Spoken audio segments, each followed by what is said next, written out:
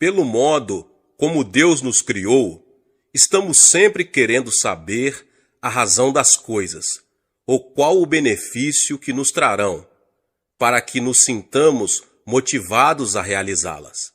E embora talvez não gostemos disso, não é fácil mudar essa nossa maneira de ser.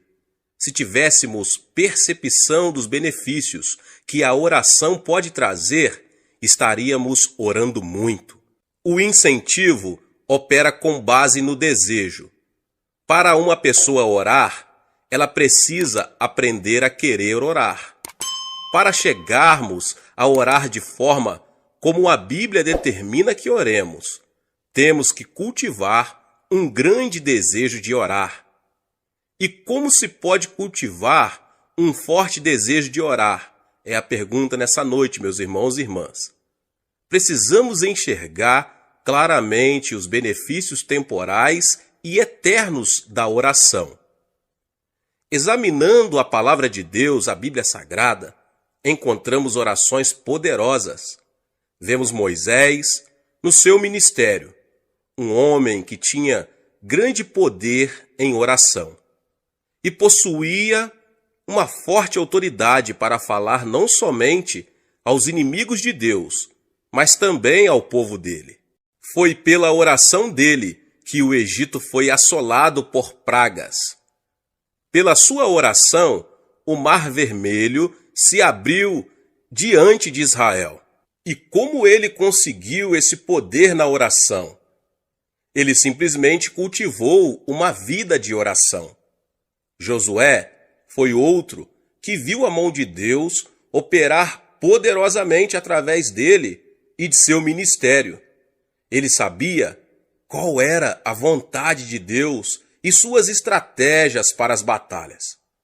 E foi assim que cidades fortificadas caíram diante de seu exército, um exército todo construído de homens destreinados.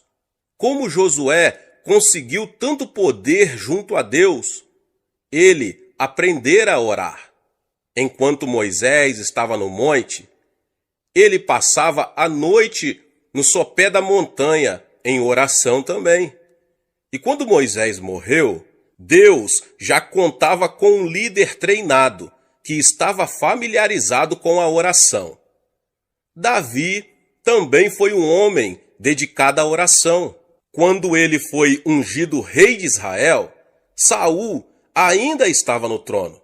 Ele poderia ter se desanimado pelo fato de apenas uns poucos o reconhecerem como rei, mas pela oração ele manteve sua confiança em Deus e esperou que o Senhor o colocasse no trono de Israel. Era tão forte o seu relacionamento com Deus, que numa ocasião em que teve oportunidade de matar o rei Saul, não o fez. Após a morte deste, seu primeiro ato como rei foi trazer de volta a Arca da Aliança para o seu lugar de direito, no centro de cultos de país. Quando analisamos o poder de Davi na sua vida e governo, vemos que a fonte desse poder era a prática da oração. Elias atuou como profeta de Deus numa das piores épocas da história de Israel. Nessa ocasião, o povo tinha se voltado para a adoração a Baal. E Elias orava com grande poder, desafiando os profetas de Baal. Sempre que lembramos a história de Elias, pensamos também no grande poder que ele possuía.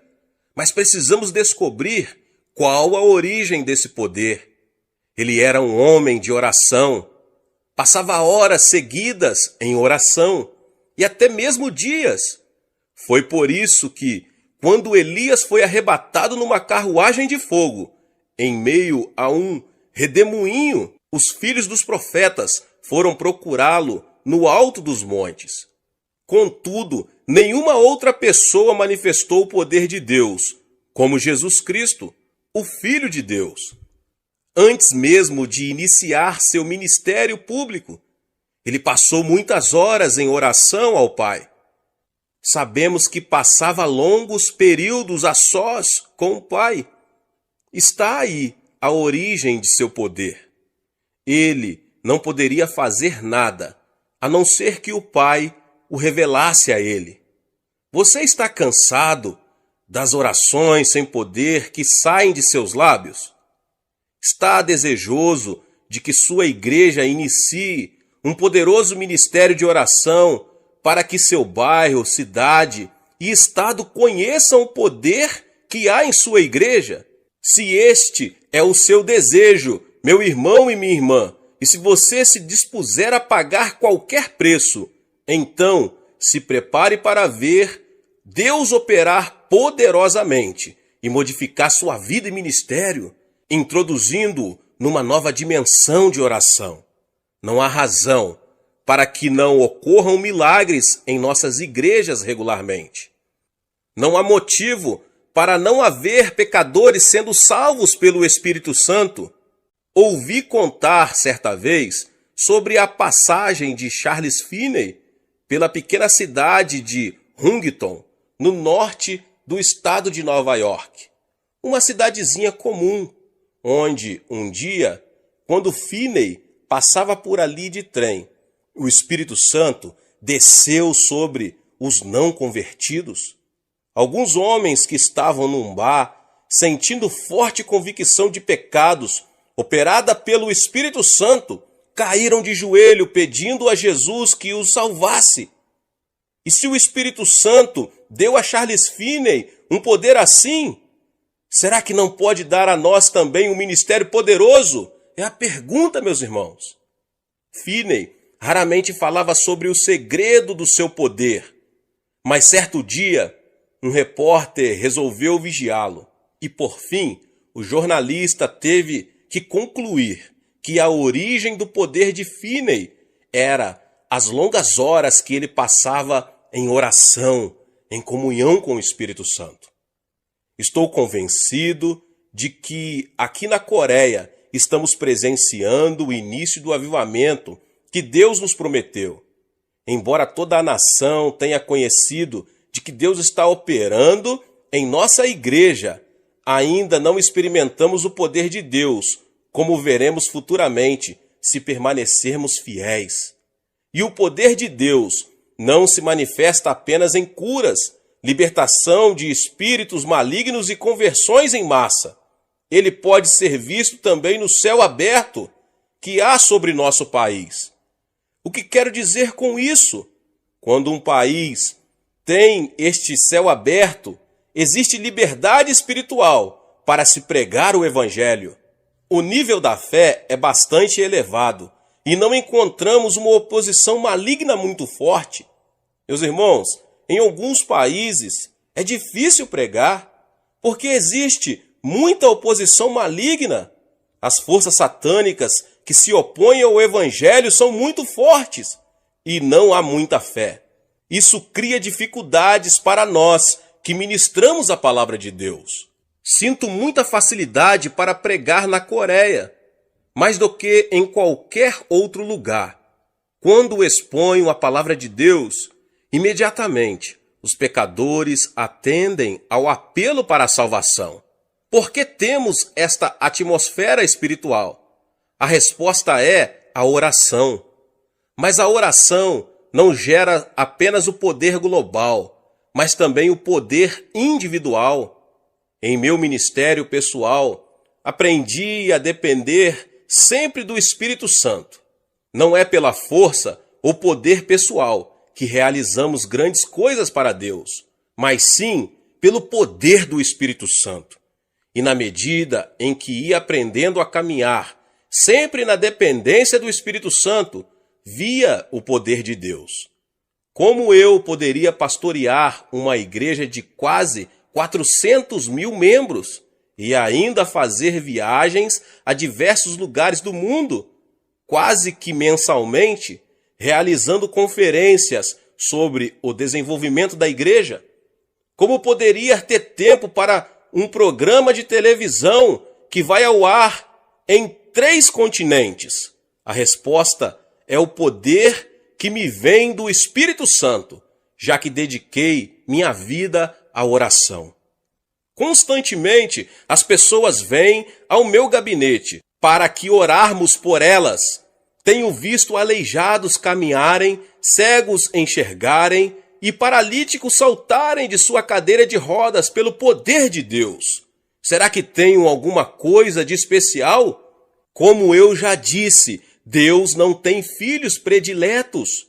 Todos nós podemos ter poder através da oração, se nos dispusermos a pagar o preço. Mas precisamos mudar de atitude se quisermos ter esse tipo de poder espiritual.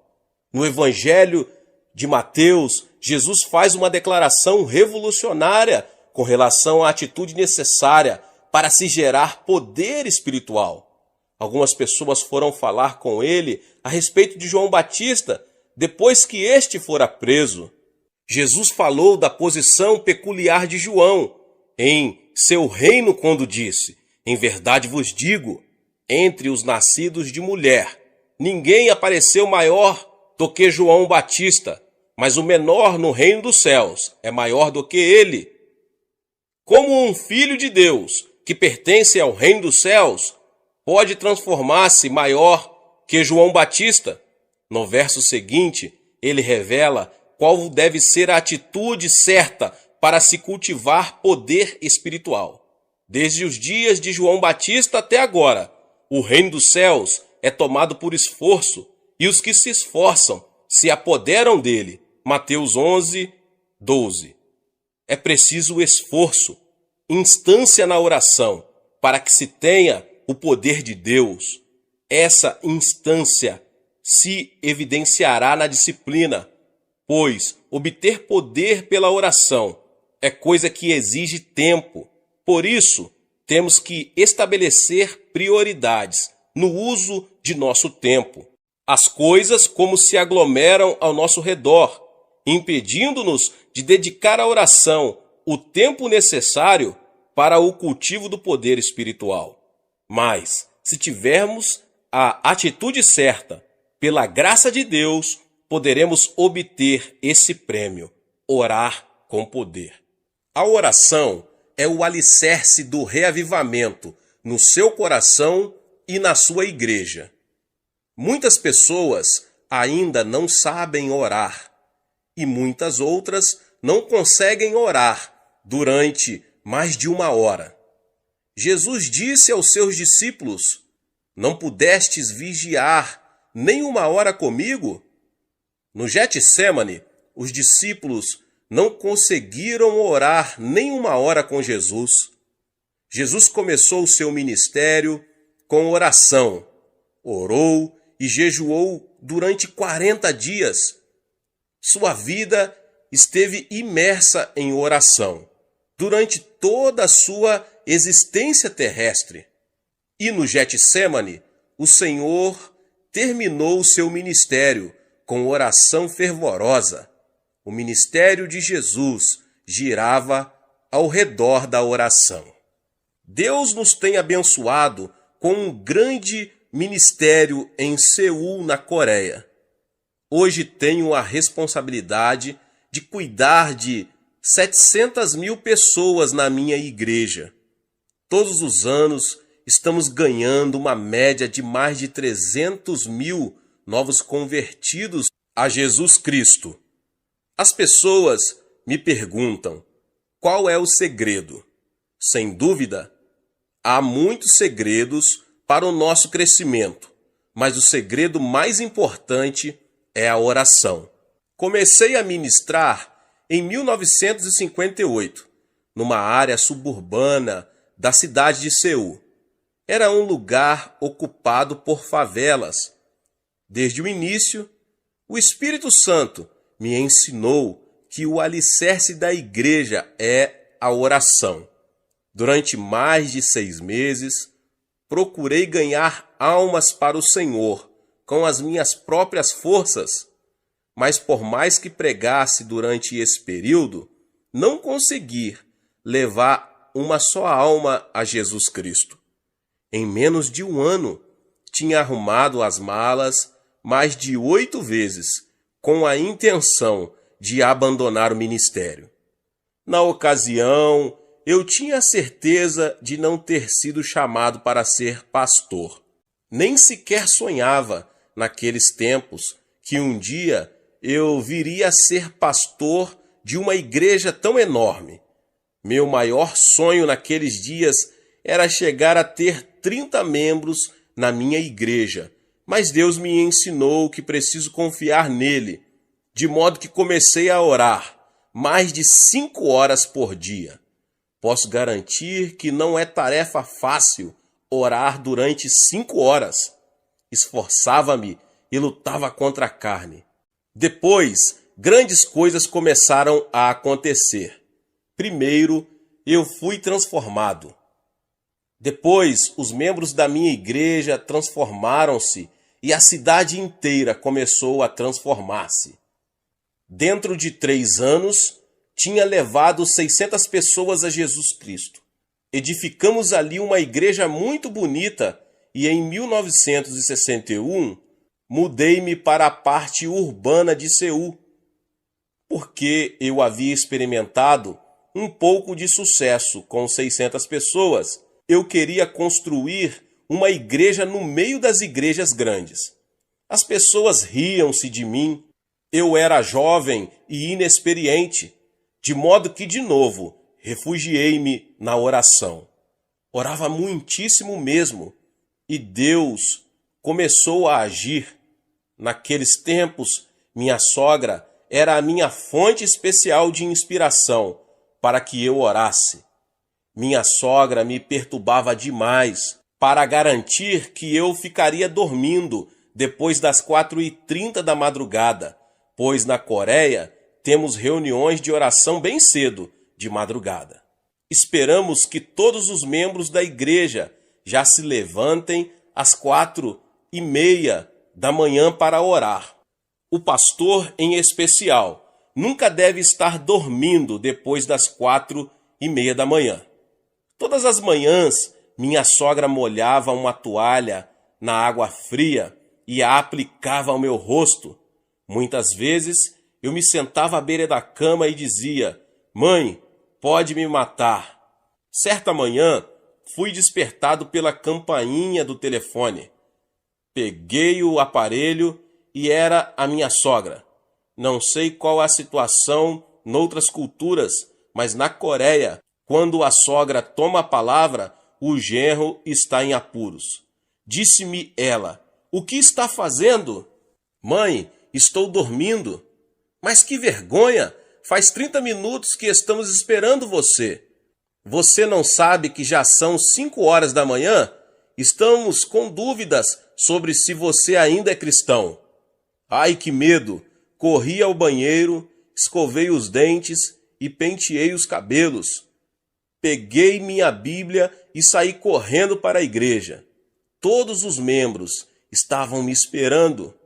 Precipitei-me até o púlpito, mas todos se puseram a rir. Então olhei para mim mesmo, eu estava de pijama. Mas durante todo aquele período de oração intensa, Deus começou a abençoar-nos. Posto que o pastor orava assim, os cristãos começaram a orar com seu pastor. De modo que em toda a Coreia, os cristãos estão orando com sinceridade todos os dias.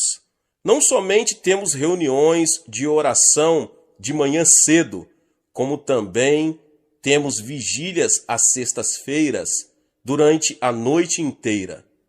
Quanto à minha igreja, mais de 15.000 pessoas estão presentes para orar às sextas-feiras de noite. Além disso, existem em todas as partes da Coreia muitas montanhas de oração. Na nossa montanha de oração, mais de 1 milhão de pessoas comparece para orar com jejuns durante 3 ou até 40 dias. Nossa nação está impregnada com a oração e, como resultado, Satanás tem sido amarrado e seu poder desfeito. Milhões de pessoas estão chegando ao Senhor Jesus Cristo. Creio que, ao começar o ano 2000, a Coreia se tornará a maior nação cristã na Terra. Todo esse reavivamento, até ao tempo presente, tem chegado a nós mediante a oração. Você pode ter uma grande igreja e um grande movimento de Deus, se você tão somente se ajoelhar e orar. Nosso Pai Celeste tem uma grande necessidade do seu coração. Deus é amor e o amor deseja manter comunhão. Você ama seu marido? Você ama sua esposa? Você ama seus filhos? Então você vai gostar de ter mais tempo para estar perto de Deus. Deus quer ter comunhão com você. Se você não puder satisfazer o coração de Deus, Deus não irá satisfazer você. Ele está profundamente magoado com muitos cristãos em muitas igrejas. Por quê? Porque o pastor e os líderes da igreja estão totalmente ocupados ministrando as necessidades das pessoas, mas não estão atendendo às necessidades de Deus. Deus quer que você e eu vamos até Ele para ministrar as suas necessidades. Deus criou você para ter comunhão com Ele. Essa é a responsabilidade primordial que você tem na vida. Logo, ministrar ao Senhor deve ter a primazia sobre o ministério ao povo. Quando atingi os primeiros 300 membros, cheguei à encruzilhada da decisão. Nossos membros queriam que eu os visitasse, os aconselhasse e orasse por eles. E ministrar a eles estava me custando cada vez mais tempo. Casei-me. Não tinha tempo suficiente para ministrar a Deus. Não sabia o que devia fazer. Finalmente, depois de muita oração, cheguei a uma decisão. Muitas pessoas dizem que deixariam a igreja se eu não desse mais atenção a elas, mas resolvi dedicar mais atenção a Deus. Comecei a orar mais de 3 horas todos os dias e Deus começou a derramar abundantemente a sua bênção sobre o meu ministério. A igreja começou a crescer ainda mais. Por isso, encorajo você que ouve esta palavra a gastar mais tempo diante do Senhor. Satisfaça o coração de Deus. Quanto mais tempo você passar com Deus, tanto mais do Espírito Santo você terá. Você não poderá ter a plenitude do Espírito Santo sem oração. E sem orar mais do que 1 hora, você não pode realmente dizer que está cheio do Espírito Santo. O diabo não tem medo de você frequentar a igreja. O diabo também ficará quieto enquanto você estuda a Bíblia. Mas o diabo lhe resistirá quando você começar a orar. O diabo não aguenta quando você começa a orar. Quando você orar, o diabo lhe arranjará encrencas. Mas quando você orar ainda mais, o diabo o abandonará. Você nem imagina quantos problemas o diabo está causando entre você e sua família, os seus filhos, os negócios, as igrejas e coisas que são muito importantes para a sua vida. Muitas pessoas dizem, ora, estamos entrando no século 21 e não cremos na existência do diabo. Até mesmo esse modo de pensar é uma armadilha de Satanás. Jesus dedicou mais tempo ao ministério de expulsão dos demônios do que a qualquer outro ministério. Quando você conseguir expulsar demônios, você também terá um grande movimento de Deus na sua igreja. E é somente através da oração que Deus solucionará os problemas que afligem sua vida. Sem dúvida, Deus conhece os seus problemas. Ele tem poder para solucioná-los, mas está esperando que você ore a respeito deles. É somente através da oração que você poderá alcançar aos seus vizinhos e amigos. Tenho 51.000 líderes de grupos na minha igreja. Cada líder de grupo tem entre 5 a 10 famílias no seu grupo. Em média, estão levando 2 famílias a Cristo cada ano. Peço-lhes também que preparem uma meta para as famílias da vizinhança que planejam alcançar dentro de um ano, que orem a respeito. Muitos dos meus líderes de grupo dizem: nós nos sentimos acanhados para bater de porta em porta. Não estamos devidamente preparados para lhes falar a respeito de Jesus. Sim, procuram apresentar muitas desculpas, mas sempre respondo: mas vocês conseguem orar, não é verdade? Respondem: sim. Então lhes mando orar pela salvação dos seus vizinhos. Explico que devem escolher o vizinho que gostariam de ganhar para o Senhor e concentrar sobre ele as suas orações durante 6 meses. Usualmente, aquela família é ganha para Jesus Cristo dentro daquele prazo.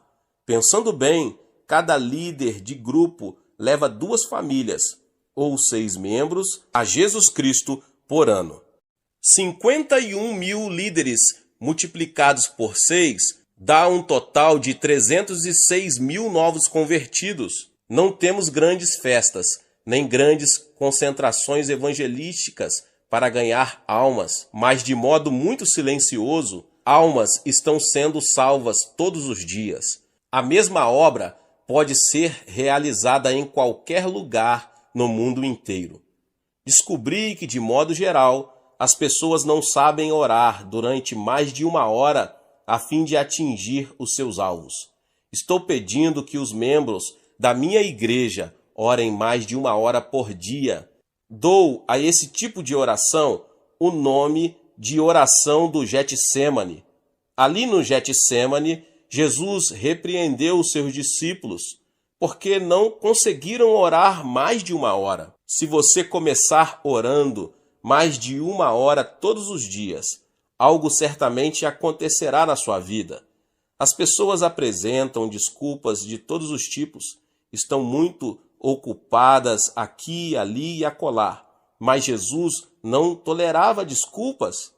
Tenho 746 pastores assistentes, trabalhando em regime de tempo integral na minha igreja. Estão muito ocupados cuidando das 700 mil almas, mas sempre lhes mando dedicar mais de 3 horas por dia à oração. Digo-lhes que ainda que não consigam dar conta de aconselhar as pessoas, esse não é o problema, mas devem gastar 3 horas em oração antes de sair para atender às necessidades das pessoas. E muitos de vocês que ouvem essa palavra têm ouvido o que Deus está fazendo na nossa igreja na Coreia, por causa da sua vida de oração. Esses crentes têm o poder de Deus e demonstram esse poder no trato com as pessoas. Na minha própria vida de oração, tenho sido ensinado por Deus a como orar por mais de 1 hora. Todos os anos em Seul, na Coreia, realizamos uma conferência de crescimento da igreja. Milhares de estrangeiros têm frequentado aquela conferência. No último dia, levamos a nossa montanha de oração para orarem. Digo-lhes que aprenderam a teoria e que agora a colocarão em prática. Vou com eles até a sala de oração. Digo-lhes que agora oraremos durante mais de 1 hora. Depois de orarem durante 25 minutos, a maioria dos norte-americanos e europeus cessa de orar. Ficam deitados de costas no chão e olham em derredor. Digo-lhes: orem, orem, mas sempre dizem: não sabemos orar. Já oramos bastante, nada mais temos para dizer. Está aí o problema.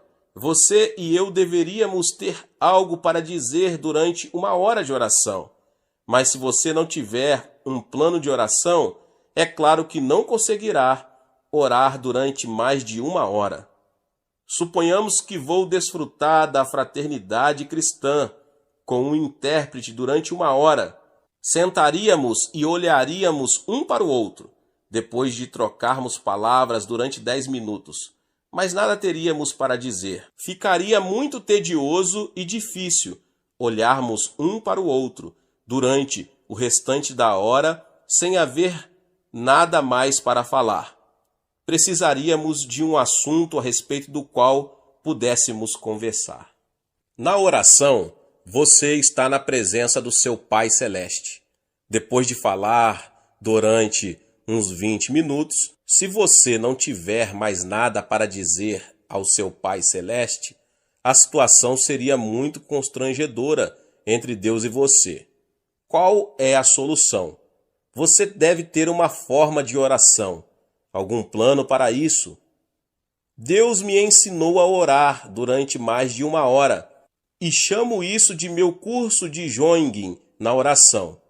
Você gosta de correr? Eu sempre gostei de correr, mas aprendi uma lição sobre fazer jogging em Estrasburgo.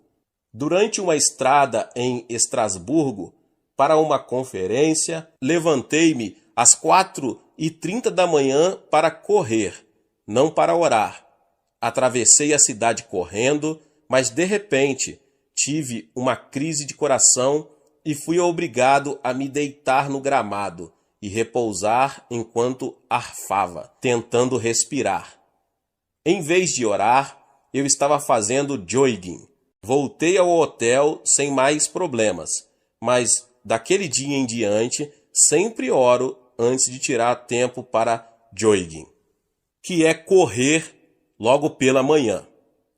Quando você ora, você precisa de um percurso de oração, um plano para seguir, a fim de que, depois de ter orado, você saiba que orou de modo eficaz e poderoso e que cumpriu o propósito de sua oração. Certa vez, Deus me mostrou o tabernáculo no deserto. Os israelitas tinham saído do Egito e estavam a caminho de Canaã. Deus queria que seus filhos se aproximassem dele e o adorassem até mesmo durante a viagem a Canaã.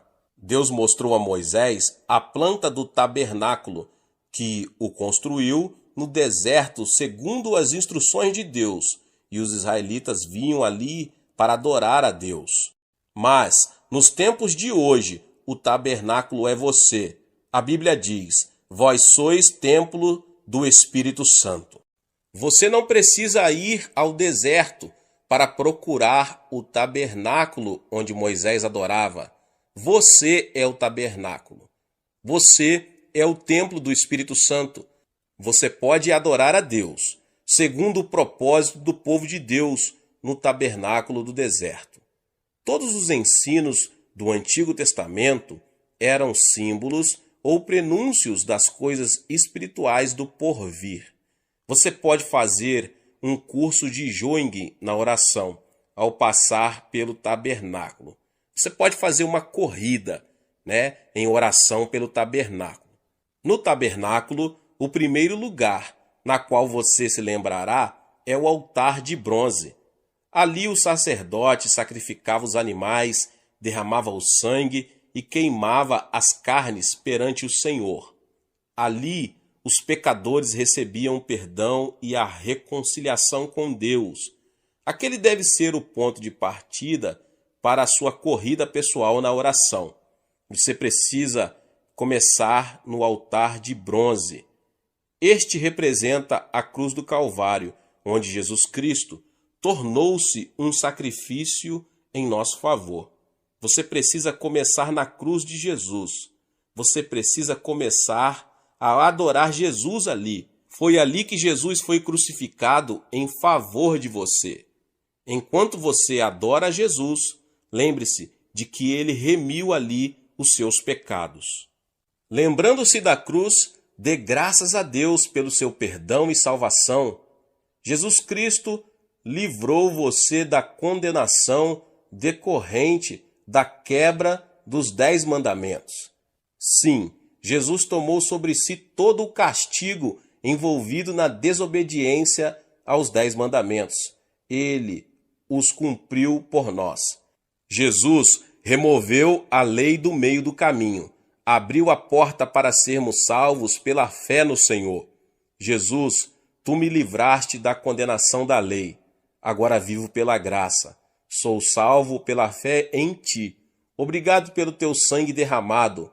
Obrigado pela tua graça. Sou grato por tudo. Além disso, foi na cruz que Jesus enfrentou Satanás e o derrotou. Mediante o sangue de Jesus, Satanás foi desarmado. Ali o diabo perdeu o seu poder e Deus destruiu totalmente o seu reino. Quando adoro a Jesus, minha oração é: ó Senhor Jesus, agora estou livre do domínio de Satanás. Pelo teu sangue, estou completamente livre.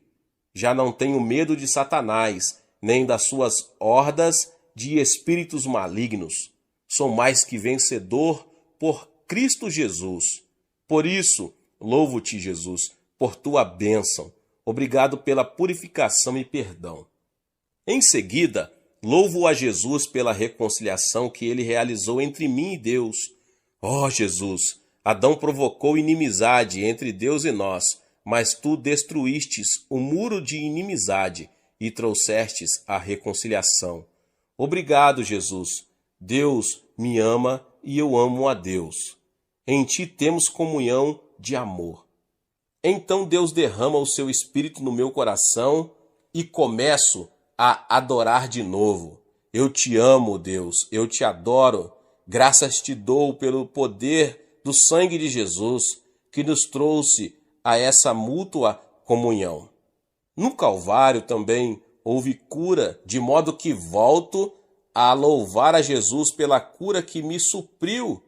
Querido Jesus, na cruz tomaste as nossas enfermidades e levaste as nossas doenças. Pelas tuas pisaduras somos curados, e assim te louvo pela cura divina. Aos 17 anos de idade, eu estava destinado à morte. Tinha tuberculose em estado terminal. Os médicos me disseram que eu só teria mais 6 meses de vida. Nesse período, tornei-me cristão.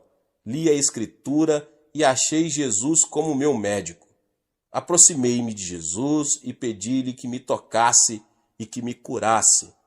Mediante o seu grande poder, Jesus me curou, levantou-me do leito da morte. Mas antes disso, eu nunca visitara uma igreja, nunca ouvira um sermão. Simplesmente aceitei a Bíblia, li as Escrituras e fiquei conhecendo o meu Jesus. Ele é um médico maravilhoso. Por isso, louvo a Deus com grande amor no coração pela minha cura. Enquanto continuo a contemplar a cruz, lembro-me de que Jesus também me livrou de toda a maldição que me foi lançada sobre Adão. Quando Adão e Eva caíram, fizeram a maldição cair sobre eles mesmos e sobre todas as gerações sucessivas. Deus amaldiçoou a terra e a maldição de Adão caiu sobre nós. A partir dos tempos de Adão, os seres humanos têm vivido debaixo de uma grande maldição.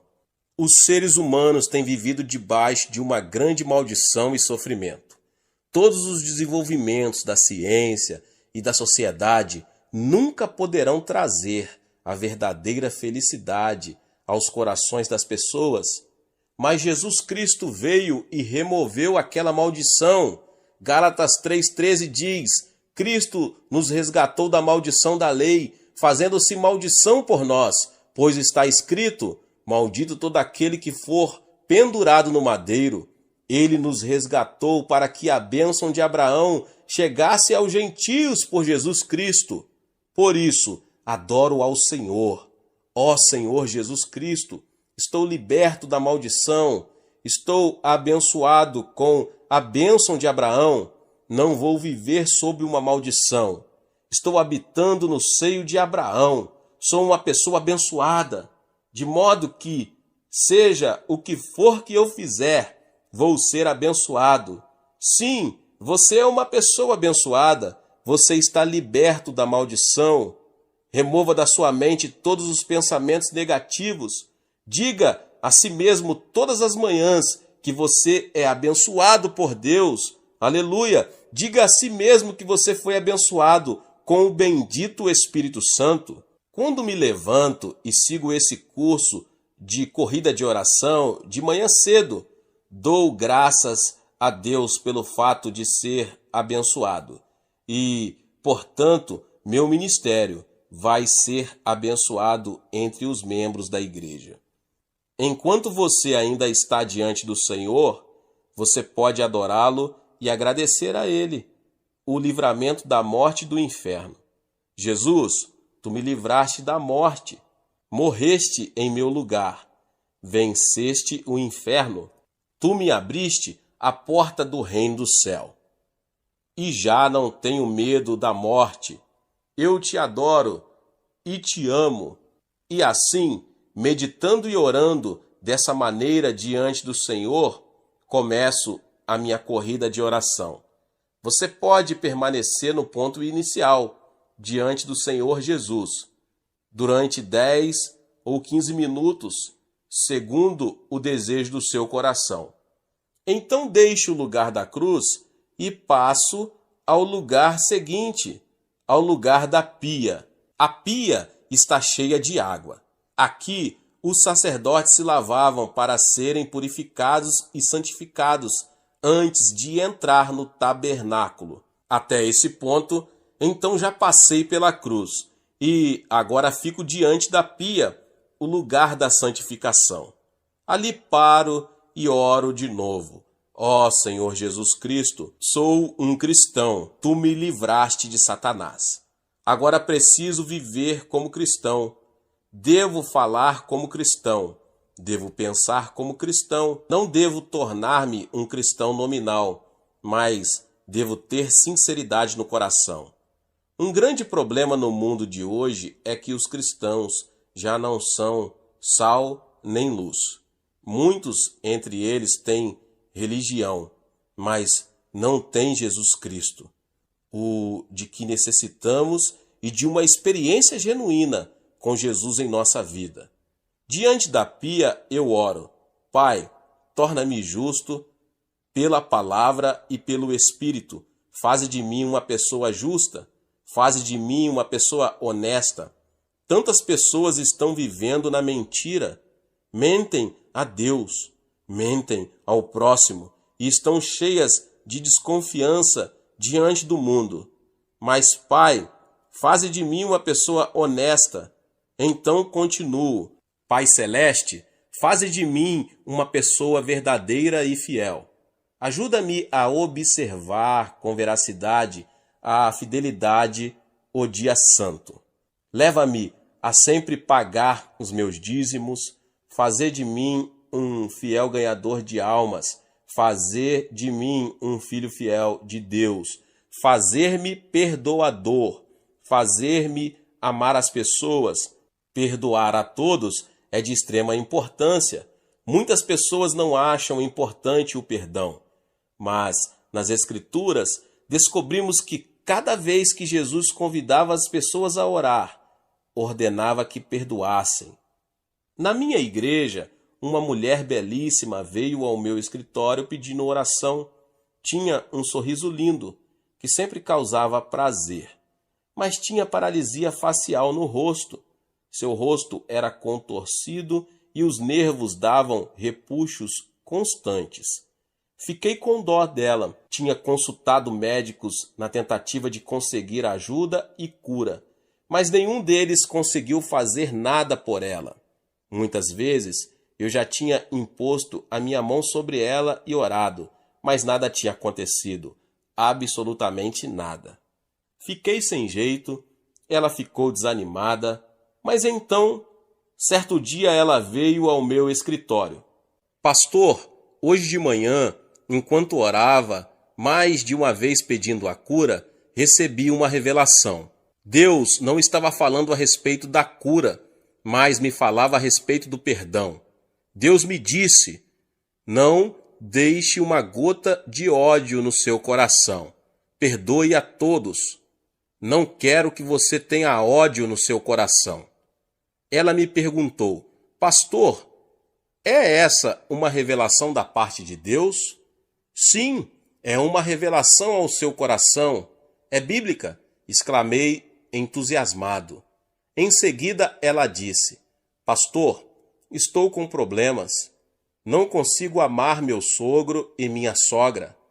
Faz tempo que estamos morando juntos e tenho feito muitíssimas coisas por eles, mas são um espinho na minha carne e eu os odeio. Odeio-os. Não posso amá-los. Estou com problemas. Sinceramente não consigo amá-los. Disse eu então: Irmã, não se preocupe com isso. Por enquanto, a Bíblia não fala em amar primeiro, mas em perdoar primeiro. Se lhe sobrar energia, comece então a amar. Mas se não lhe sobrar nenhuma energia, então simplesmente perdoe a essas pessoas. Pois bem, disse ela, eu consigo perdoar. Ótimo, então vamos começar.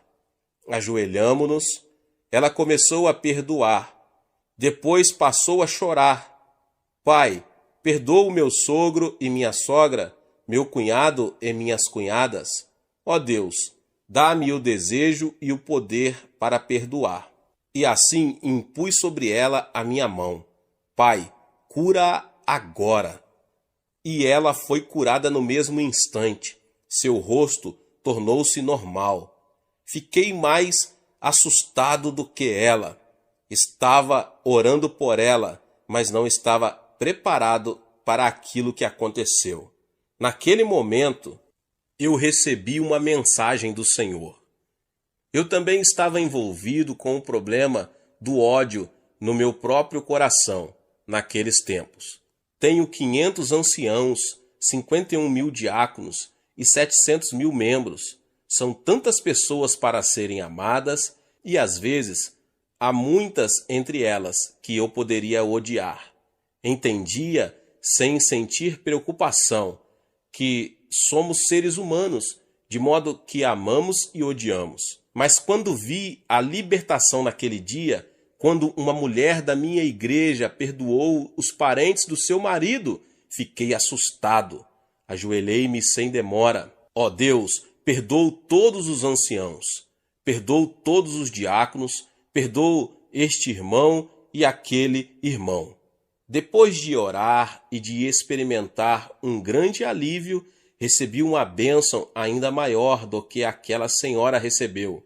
Fui transformado e a partir daquele momento, aconteça o que acontecer, nunca mais deixei uma só gota de ódio permanecer no meu coração por um só instante. Perdoar não é tão difícil.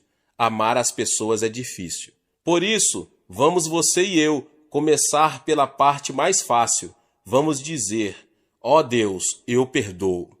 Diante da pia, eu oro também. Pai, faze de mim uma pessoa meiga. Tira do meu coração qualquer atitude de soberba. Torna-me meigo diante de ti. Torna-me humilde.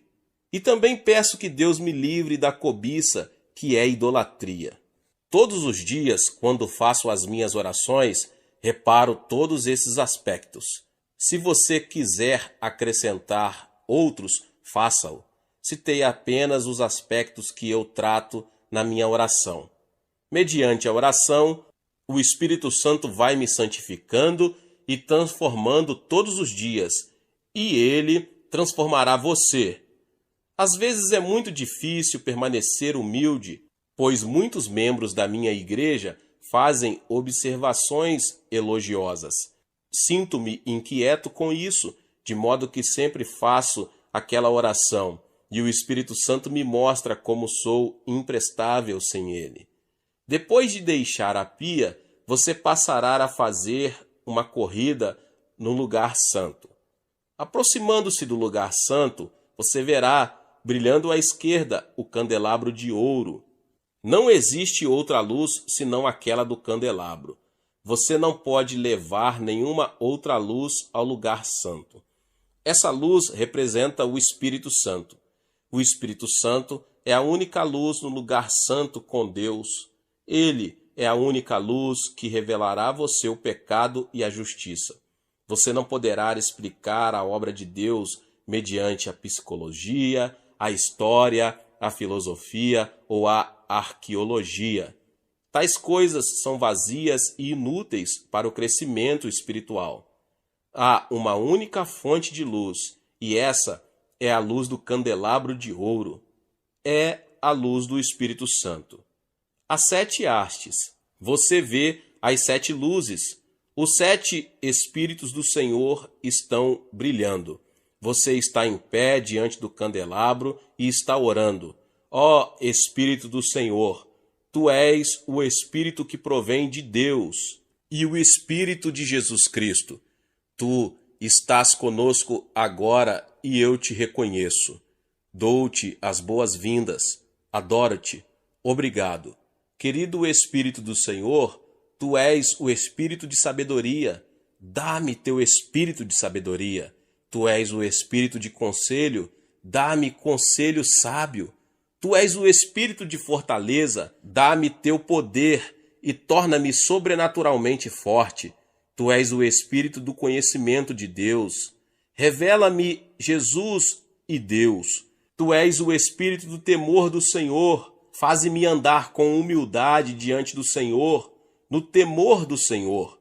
Espírito Santo, sem ti nada posso fazer. Através de ti posso ser usado por Deus. Sim, meu irmão e minha irmã, sem o Espírito Santo não somos ninguém. Muitas pessoas pensam no Espírito Santo meramente como uma experiência a ser recebida. Esse é um modo errôneo de aceitar a doutrina e muito perigoso. O Espírito Santo, meus irmãos e minhas irmãs, é uma pessoa e merece reverente temor. Todos os dias trato-o como uma pessoa muito querida. Quando me levanto de manhã, converso com ele. Querido Espírito Santo, dou-te as boas-vindas hoje. Eu te adoro. Graças te dou pela tua obra na minha vida. Dependo de ti. Guia-me sempre à graça de Jesus e ao amor de Deus. Contigo vou levar Jesus a essa geração que perece. Antes de sair para pregar, sempre digo, Espírito Santo, vamos. Ele é o Senhor da seara. Ele é o pastor presidente da igreja. Eu sou o pastor assistente. Sempre devo depender do meu pastor presidente. E à medida que faço assim, o Espírito Santo sempre traz sabedoria, entendimento, conselho, fortaleza, o conhecimento de Deus e o temor do Senhor. É extremamente importante lembrar-nos disso. As pessoas dizem que levantei a maior igreja do mundo, mas é o próprio Espírito Santo que levantou a maior igreja do mundo, e sempre reconheço esse fato. Sem o Espírito Santo, somos simples vasos de barro. Sem dúvida, o Espírito Santo é uma pessoa muito real, uma pessoa que merece reverência. Ele é o seu advogado, ele é seu líder, guia e consolador. Sua obra e ministério dentro de você é algo tremendo. Eu o amo. Deus está no trono, Jesus Cristo está assentado à sua destra, mas o Espírito Santo está dentro de você. Ele está na igreja. Ele é o administrador do amor de Deus e de Jesus Cristo. Sem ele, a igreja é um simples edifício vazio. Esta geração necessita ter uma revelação da importância da pessoa do Espírito Santo. Qualquer igreja ou denominação sem o Espírito Santo é um sepulcro vazio. Quando viajo à Europa, vejo o cemitério do cristianismo. Em tempos passados, houve cristianismo, mas agora vejo só o seu túmulo. Ainda existem muitas catedrais grandes, mas a Europa agora é um lugar de turismo. Muitas igrejas estão vazias. Como seria possível a obra de Deus ir à falência? Na Europa, descobri que os negócios do rei estão indo à bancarrota. Quem é o culpado por isso? Deus ou as pessoas? As pessoas. Você está espiritualmente falido? É porque você não foi leal a Deus. Por quê? Porque você negligenciou o Espírito Santo. O Espírito Santo traz o amor de Deus, mas você afastou o Espírito Santo e o substituiu por uma comissão humana. A comissão humana tentou agir em lugar do Espírito Santo. A comissão humana destruiu a obra de Deus e a deixou na falência. É uma vergonha para todos nós. Precisamos acordar, igreja, diante da verdade. O diabo está rindo de nós. O mundo incrédulo está rindo de nós, porque o cristianismo está morto em muitas áreas do mundo. Mas Jesus quer ressuscitar o cristianismo mediante o Espírito Santo. Precisamos de um novo Pentecoste na Europa. Devemos buscar de novo o Espírito Santo. Temos que refazer o relacionamento com o Espírito Santo. Nasci budista e assim fui criado. Nada sabia a respeito das denominações cristãs. Não via diferença entre o católico e o protestante. Depois, vi a Jesus como Salvador. Desde o início, eu não me preocupei com as denominações, porque era Jesus o centro do cristianismo. As denominações sem Jesus Cristo são iguais às sepulturas. Para que eu iria a uma sepultura para ali habitar? Quando, porém, o Espírito Santo chegar às denominações, todas elas voltarão a ter vida. Enquanto você faz a corrida na oração, portanto, você precisa pedir que o Espírito Santo venha renová-lo espiritualmente. Agora você sai do candelabro e vai para o lado direito. Ali você achará os pães da proposição. Os pães da proposição simbolizam o corpo de Jesus Cristo, de modo que você vai lá e adora segundo a palavra de Deus. Nos dias atuais, as pessoas negligenciam terrivelmente a palavra de Deus e preferem depender de suas emoções, deixam-se desviar do caminho certo pelas heresias. Você precisa voltar à palavra de Deus e lê-la todos os dias. Todos os dias você deve ficar em pé diante do pão. Pai Celeste, capacita-me a comer hoje do pão da tua palavra. Concede-me o entendimento da palavra. Dá-me uma revelação profunda a respeito de Deus e de Jesus Cristo para meu crescimento interior e para repartir com outras pessoas. Se você orasse assim, sentiria fome pela palavra de Deus. Você gostaria muito de ler a palavra de Deus e de dedicar tempo a ela, porque essa palavra coloca fé no seu coração. Um mero comparecimento à igreja uma vez por semana não basta. Agora, a sua corrida de oração leva-o além dos pães da proposição, ao altar do incenso. Ali, o sumo sacerdote queima incenso 24 horas por dia, e assim o santuário é inundado de um doce perfume diante de Deus. O incenso representa os louvores dos santos de Deus. Diante do altar, em pé no meio da fragrância, levante as suas mãos e adore a Deus. Ali, sempre relembro das bênçãos do passado, e um espírito de louvor surge no meu coração. Ó Deus, graças te dou por ter me curado, por ter enviado tantas pessoas boas para ajudar-me, e te agradeço a igreja que me deste. Enquanto adoro, lembro-me de todas as coisas boas que Deus tem feito em minha caminhada e trago-as à memória. Louvo somente, não me queixo de nada. Diante deste altar, você deve acender o incenso do louvor para oferecer perfume suave diante do Senhor. O louvor é o incenso mais suave que nosso Pai Celeste deseja receber dos nossos lábios.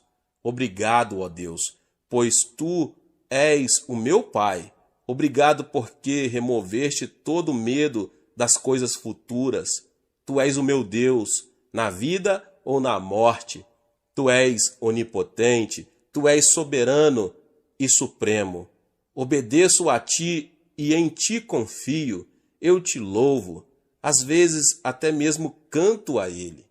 Agora vamos além do altar do incenso e passamos pela cortina para entrar no Santo dos Santos.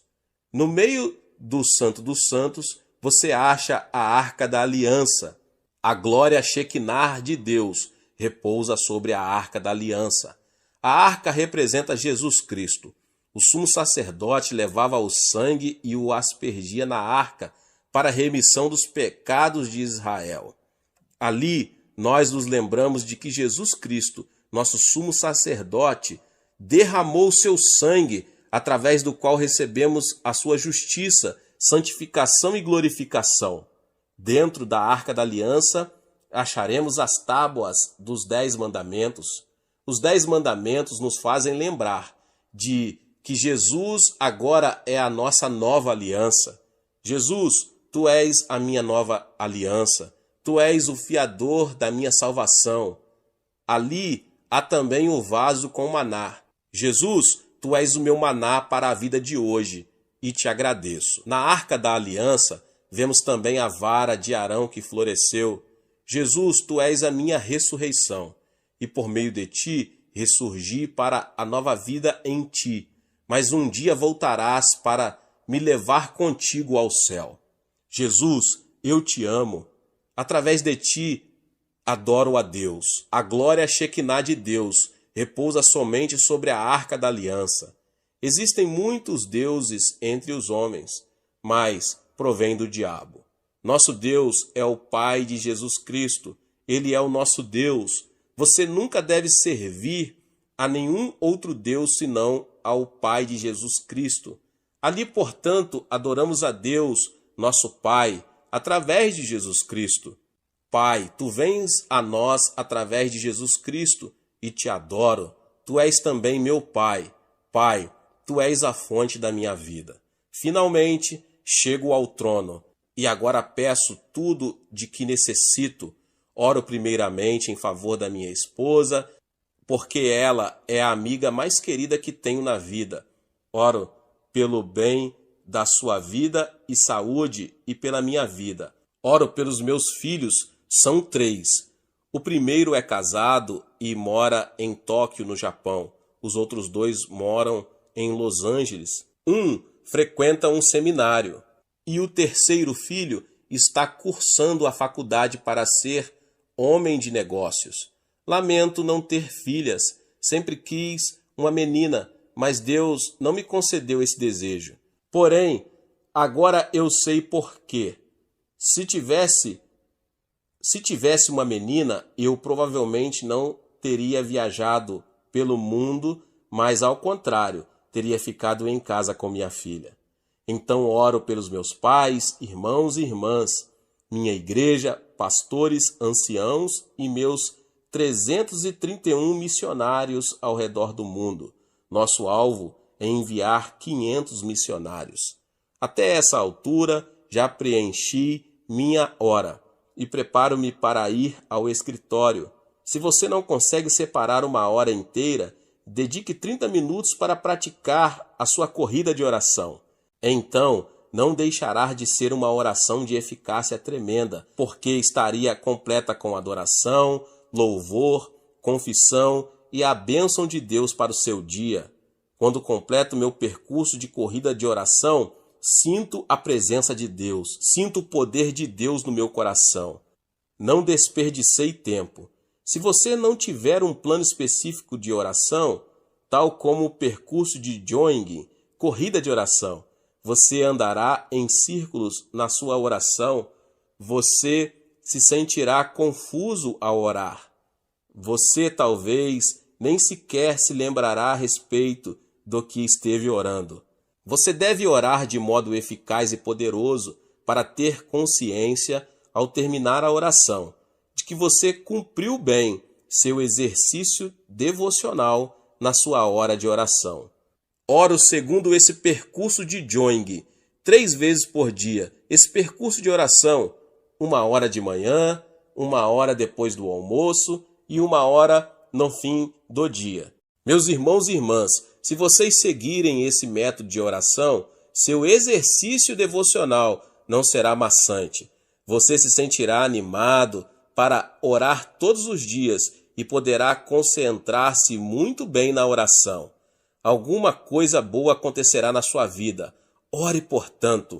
Se você me perguntasse qual a última palavra que eu gostaria de pronunciar ao morrer, eu diria aos cristãos: orem. Glória a Deus. Deus te abençoe, você que ouviu essa palavra, o pastor David Puyong Cho. Talvez você chegou aqui pela primeira vez e ainda não é inscrito no canal. Se inscreva no canal e ative o sininho das notificações para você ficar por dentro de todos os vídeos que são postados aqui no canal. Deixe também o seu like e não esqueça de compartilhar esta palavra com mais pessoas. Glória a Deus e nos vemos nos próximos vídeos. Amém.